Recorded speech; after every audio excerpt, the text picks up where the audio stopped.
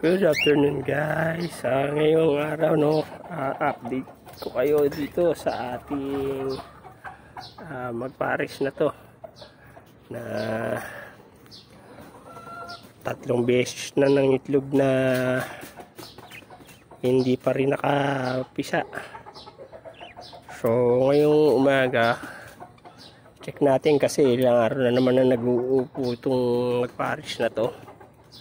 Try natin check kung may naumitlog na uli sila simula nung hindi magano na ang paglilimlim.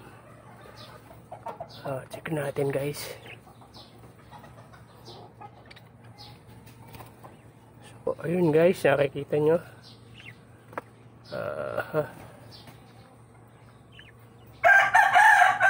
ay meron na po siya uling bagong itlog na inuupuan at sana po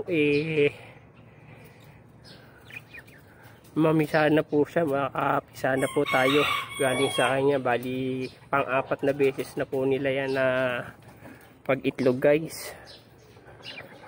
So sana tong pang-4 na pangingitlog nila makapisa na tayo ng maganda sa kanila. So ayan po,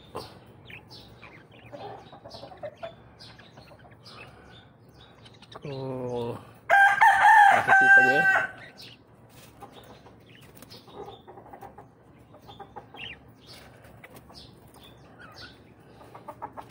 saan po yan po.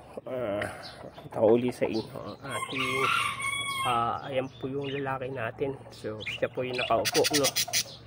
So ayan, ayan yung babae. So sana ayan po makapagbigay na sila sa atin ng inakay.